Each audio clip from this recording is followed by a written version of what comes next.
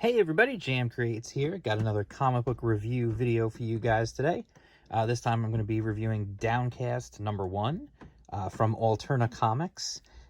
Before we get into that, I just want to remind you guys, if you're new to the channel, please subscribe, hit the bell for notifications, all that good stuff. You won't miss out on anything that way. Don't forget to like the video. And if you're not new here, well, welcome back. I'm glad to still have you around.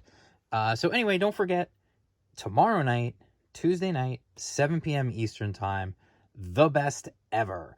That's right, The Best Ever. That's the name of our weekly live show that we do right here on this YouTube channel. We pick a topic, we talk all about it, we reminisce, we tell stories, we have our own personal opinions. It's all kinds of good stuff. We've done stuff about Turtles, we've done stuff about a show about the original Nintendo, we've done a show about the original Star Wars trilogy. Every week we pick a new topic and we have a good time. It's just like hanging out with your friends talking about nerdy stuff. It's a lot of fun. We hope you'll join us. Hang out in the chat, ask us questions, share your own stories. It's a good time.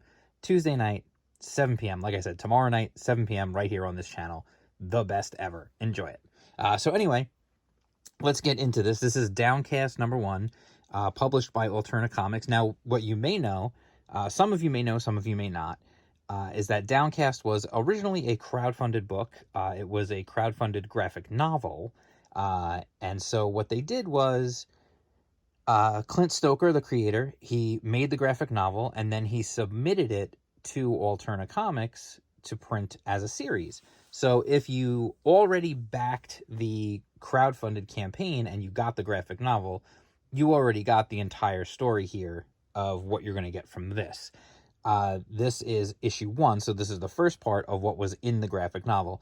It's a nice way for people doing a crowdfunder to put the crowdfunder out, get it to a large audience, the full story, at a premium price, a premium product, and then to cut it up into floppies and get it in front of even more people in a smaller version, obviously a lot less pricey. It's only $1.99 because it's coming through Alterna and it's on newsprint. So it's a nice way. I think this could be, and I see Alterna is going to be doing probably more stuff in this way, which is nice to see.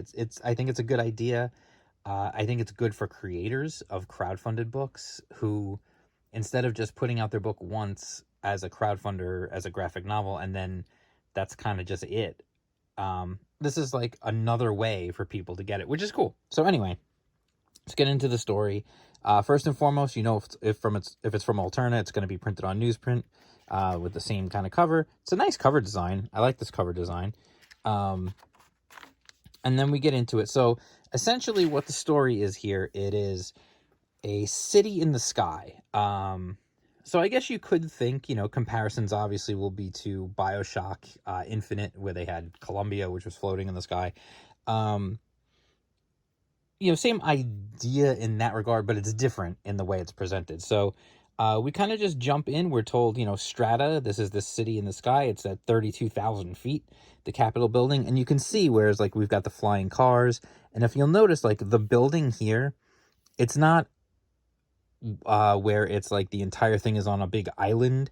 You can see there's separate pieces that are floating. There's nothing around this building. It's just this building. So you have to kind of fly to the steps, the front there, and then make your way up, and that's it. So we get these people in this costume, and they're obviously doing something, not good. They kill the security guard, knock him to his death. They kill this guy. They're making their way in, and he's basically, someone's telling you the politicians, they used Mother's gift to raise their filthy city, and now the city belongs to Mother. So essentially what you're understanding is pretty quickly is that these are some sort of fanatics who are bent on doing something. Now, what, you don't know, obviously. But then we get, they bust into this room, and then the security guard takes this glowing orb and starts running away with it. And we're introduced to this brother and sister who are outside. They're supposed to be cleaning the windows. And, they're talking about how long is it going to take them to do these windows, to not just to do the windows, but also to but to pay off their father's sentence. Now, we don't know what that means just yet, but apparently Their father was convicted of a crime, and they are responsible for paying off his sentence, which is an interesting concept. I forgot to mention, by the way, going back in, the story is by Clint Stoker. He was the writer. Ignacio Lazaro does the art. He did the artwork. Damian Penalba did the colors, and the indomitable Eric Weathers did the letters. He should just change his name to Eric Letters at this point. But anyway, let's talk about the art for a minute. The artwork's very, very good. Like, you can see the faces, the acting on these faces, and then this shot right here is really the one that pulls you in. Like, you start off with this scene of the city, and it's like, it's cool. It sets the setting, and then we get that, shot of the guy and him looking down as the guy is falling to his doom. Some cool shots here of them doing this. But then for me, this is the one that does it right here. This is like, with this cultist getting smashed through the window right in front of one of our heroes. That's like, oh, damn. That's an eye-grabbing shot right there. And then we get this scene of the guard who's still holding the orb. He drops it in a struggle with these crazy people in the costumes, because one of them cuts his hand off. So, I mean, if there's a legit reason to drop something, that would be a really good reason. So it falls out. It ends up falling into her bucket as they're trying to do the windows. And then they get threatened, and her brother fights back. And then we get this cool action sequence of them on the ropes on the side of this building. Now, we know there's first of all, even if there was a ground below them, you're still going to just go splat if you get knocked from the height that they're at. But we know that there's not even that. So if they fall, they're going to go all the way down from 32,000 feet. Like, that is not something that you want to do. So we get this whole action sequence of them trying to fight on the ropes to escape from these guys. And we get this really cool shot right here of them falling. It's a tension-filled scene. It's really neat. And then we get this cool, I guess I'll give it a little slight spoiler here. I'll give you a little warning. Slight spoiler warning here for what's going to happen. The orb actually stops them from falling. She grabs the orb as she's falling, and it stops them, and it floats them all the way back up in this really cool sequence here. So I don't want to go too much further into it, but then we get a little bit of dealing with, let's just go back and we'll look at some of the other art that we've already shown. So what we do is we kind of get a feeling for some of the political workings inside the city of Strata and what's happening, and we get a little more insight into who these jumpsuited murder cultists are. And we get more insight into the brother and sister, and into their we get a little more insight into their backstory and the story about their father.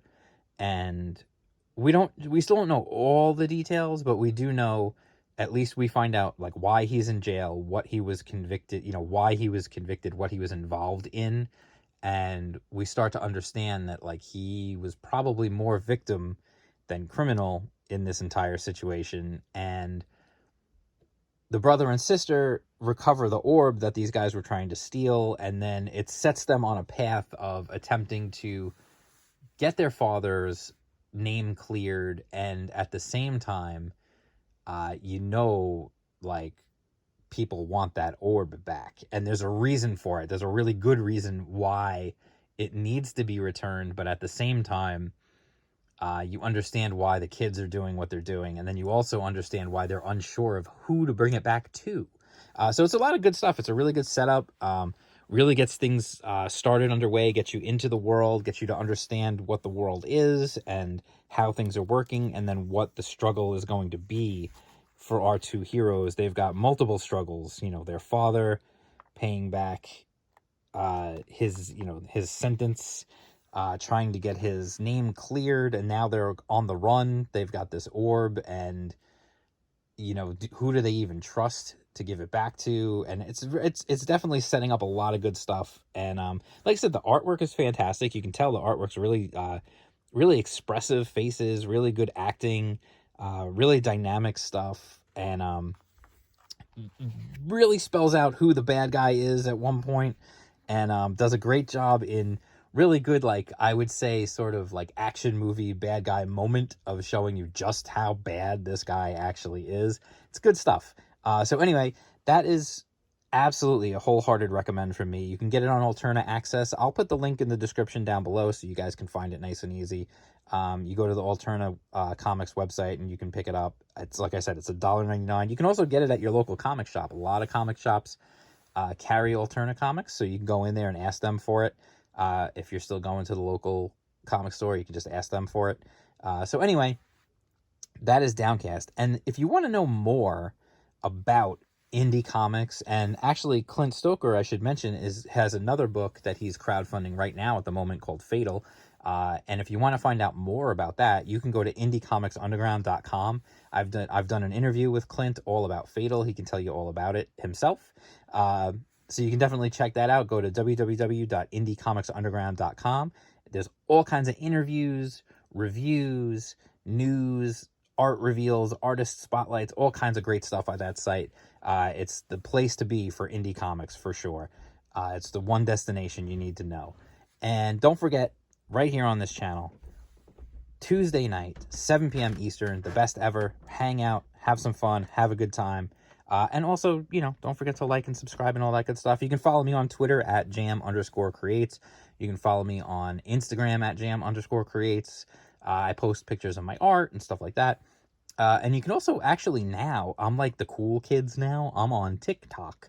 I am also jam_creates on TikTok.